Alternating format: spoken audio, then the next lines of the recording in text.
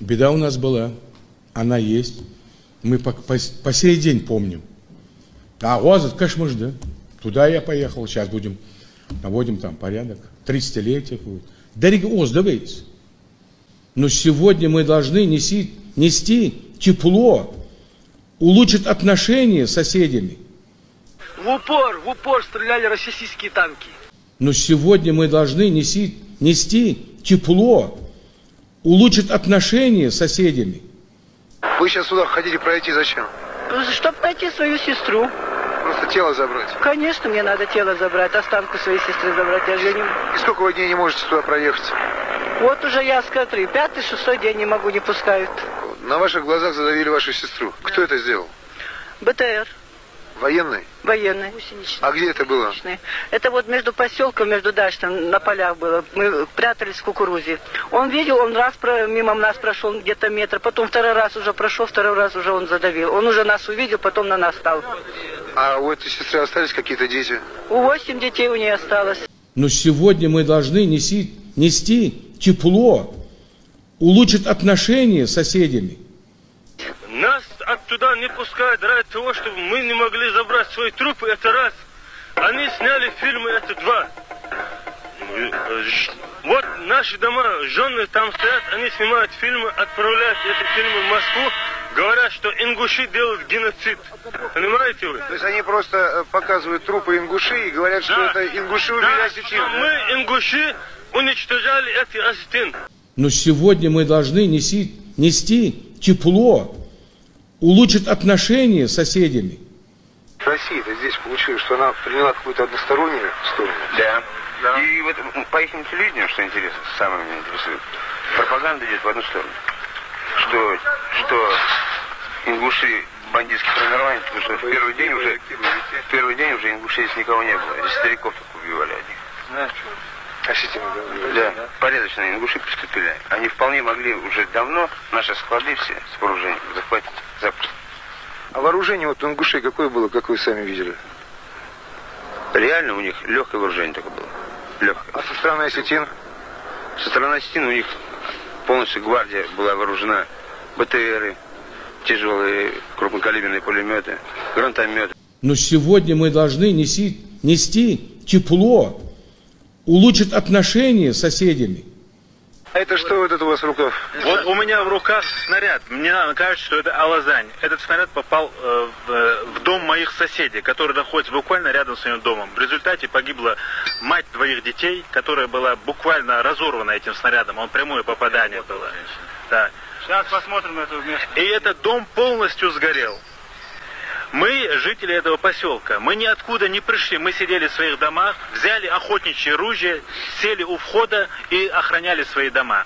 Потом, сколько могли, охраняли, с приходом российских войск, после ихнего только прихода, наступление осетинской стороны активизировалось. Но сегодня мы должны нести тепло, улучшить отношения с соседями. Я понимаю, посты отстреливать, согласен, боевые действия идут. Но обстреливать мирных женщин, детей, взрослых не признаю. И чужую я еще этого хижу считаю убийцей. Почему? Потому что в это время, после того, как он здесь был, после того, как нам перемирие назначили, после его вот этих, не его, собственно, выступлений по телевидению, о том, что прекращение будет, все, значит, убито. Эльмурзиева, женщина, мать двух детей, здесь похоронена. Мистоев, Ахмед, старик, здесь похоронен. И дети. На второй день боев, когда мы прекратили все действия обороны, наступление началось гвардией, молодчиками Тезева с Юго-Осетии, с Хинвала. Они сначала захватили поселок тяжелыми, причем артиллерией. После этого началось мародерство. Но сегодня мы должны нести тепло, улучшить отношения с соседями. В пригородном районе можно было бы навести порядок в одночасье. Техники и личного состава хватило бы, чтобы у каждого дома поставить пост. Но вместо этого войска перекрыли со стороны Ингушетии все дороги. А вот из Владикавказа путь был открытым. Приходи и грабь. Но сегодня мы должны нести тепло, улучшить отношения с соседями. Осетинские мародеры действуют нагло. в открытую. Как, например, эти, которые пытались угнать Волгу. Вот на эту. На легковую нет ничего. Носите паспорт. Паспорта нет ни у кого. Ну что они правильно с вами делают? А? Я в комендатуру отвезем и все, и привет. Впрочем, большинство из задержанных отпускают по домам. Но сегодня мы должны нести тепло, улучшить отношения с соседями. Я считаю, что мы, вот наша дивизия конкретно, что мы предали этот народ, который здесь находится. Реально надо было в первые же дни дать команду, чтобы мы здесь охраняли людей. А почему такая команда не поступила, как вы думаете? Не знаю, наверное, руководство Северной Осетии не позволило. У нас много находится в городке семьи с детьми. И уже ходят слухи, что переписывают даже семьи военнослужащих, кто у себя принимал ингушей и у кого они живут. И говорит, потом мы, говорит, вам устраиваем такое. Хорошо, если завтра дадут приказ, вот отдать ингушские семьи, вы как поступите, как офицер? Я как офицер не отдам. Я буду защищать их. И да? Многие мои товарищи то же самое. Даже если эта команда поступит от высшего руководства? Так точно. Да, не отдам. Но сегодня мы должны нести тепло, улучшить отношения с соседями. Мы оттуда, в общем, как бежали. Они зашли с автоматами, вооруженные до зубов. Мужа забрали, мы ели, в общем, сюда. А почему вы ушли из Владикавказа? Потому что нас начали в эту ночь громить, всю мою квартиру разгромили. Владикавказа, да? Да, на БАМе я жила на улице Владикавказской. Разгромили мою квартиру, мы 5 дней и ночей скрывались на чердаке у русских соседей, ни один осетин нам не помог. Потом нас вывезли оттуда военные. Сосед наш вызвал, русский мужчина, он нас вызвал, чтобы нас они не растерзали. А мой муж заложник. Да, вот эти заложники. Мой муж сейчас заложник, а уже с четверга я не знаю, где он. С роддомов женщин, которые рожали, роженицы, их забирали уже. Куда забирали? В заложницы забрали. С маленькими детьми, с грудными детьми маленькими, в халатах своих. Это осетины? Осетины, а кто еще? Но сегодня мы должны нести тепло, улучшить отношения с соседями. Многое из того, что мы видели и слышали в эти дни, казалось нам страшным сном. Каково же было пережить и выдержать все это женщинам и детям? Их молчание сильнее крика разрывает душу. Тысячи их беззащитных оказались в заложниках. Судьба многих неизвестна и по сей день. Вы были заложниками? Да. Вас кормили эти дни? Нет. Дети ваши тоже были голодные? Голодные были. У нас же не было, у нас же денег не было, они все отобрали у нас. И 2 сутки мы просидели в подвале, в Мармадаке. Там уже подвал был мокрый, грязь, и там люди наши сидели. Нас там было человек 700. И даже нам сказали, если у вас деньги есть, соберите, мы вам хлеба купим. А откуда у нас деньги были, когда нас все отобрали? Это как его, 5000 собрали, видимо, которые там сидели, у кого-то было. Нам принесли 5 булок на 700 человек. Ну, вывозили девушек. Вот, допустим, в 12 часов ее забирают, а утром в 6 часов опять же их приводили девушек. Насиловали девушек, 16-17 лет девушек насиловали. То есть из числа заложников их забирали на ночь? Да, заложников на ночь забирали. Вот. И главное, где мы сидели в подвале, где-то уже в 12-м уже часу они начинали туда же прям стрелять. Да. Вывозили наших парней. Вот, говорят, что вот будем их менять, и выводили их, стреляли, убивали их. Вы надеялись, что вы выберетесь живыми? Мы не надеялись. Вот, мы не думали, что мы останемся живыми. Дети наши вообще были больные, животы начали уже опухать, начали животы. От голода. 2 года этому моему сыну. Вы не поверите, он начал Бога молить, чтобы мы живые остались. Но сегодня мы должны нести тепло, улучшить отношения с соседями. Некоторые с Октябрьской, есть Шмунжи, есть Октябрьской. Есть заложники некоторые, но я не знаю всех. Но вот эту женщину я знаю. Я сам оттуда, с Октябрьской. Вот эту женщину я знаю, врачом она работает. Женщины, причем тут женщины, причем тут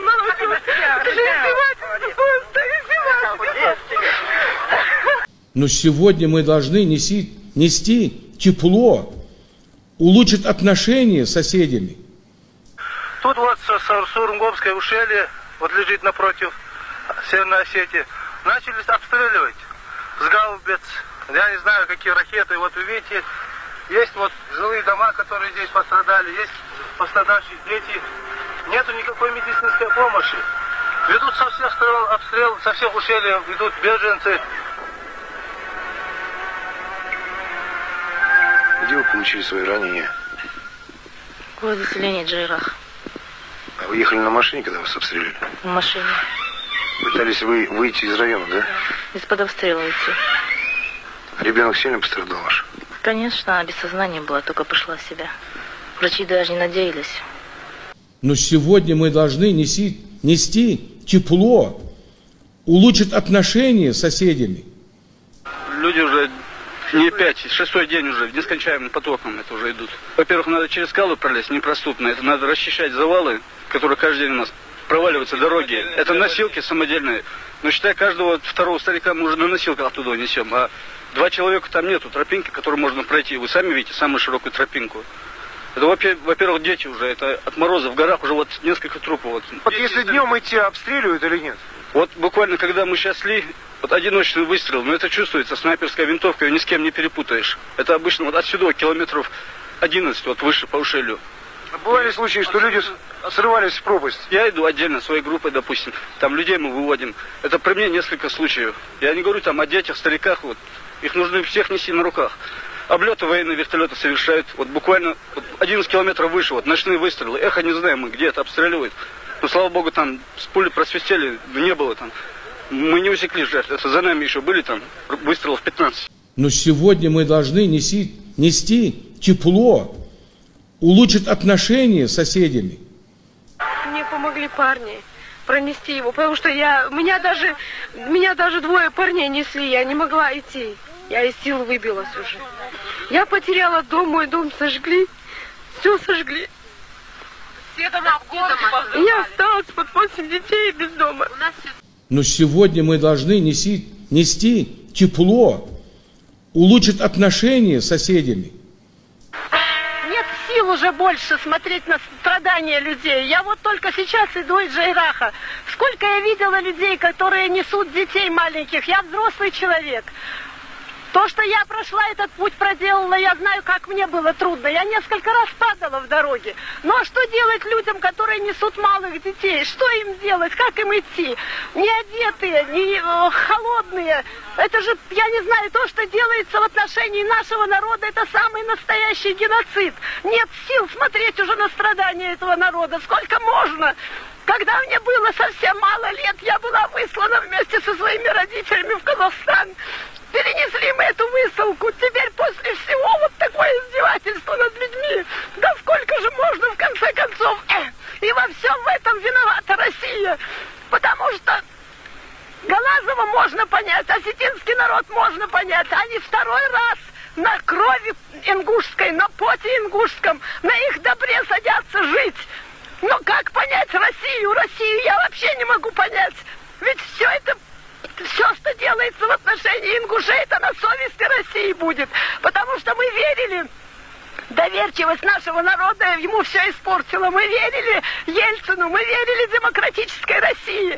А оказывается, до демократизма еще шагать и шагать. Я смотрела на детей, которых вот несли сейчас по этой дороге. Это же кошмар какой-то в нашем 20 веке, вот такие вещи. Но сегодня мы должны нести тепло, улучшить отношения с соседями. Я потомок тех, которые воевали в русской армии. На Шипке воевал мой прадед. Мой дед воевал в Порт-Артуре. Отец мой похоронен под Кенигсбергом. Я сам служил в русской армии. Неувидаемой славой себя покрывала русская армия. А сегодня она покрыла себя неувидаемым позором. Теперь с этого дня я, мои родственники, мои потомки, мы дали клятву. Я своих детей не буду учить в школе. Я буду учить их держать в руках винтовку.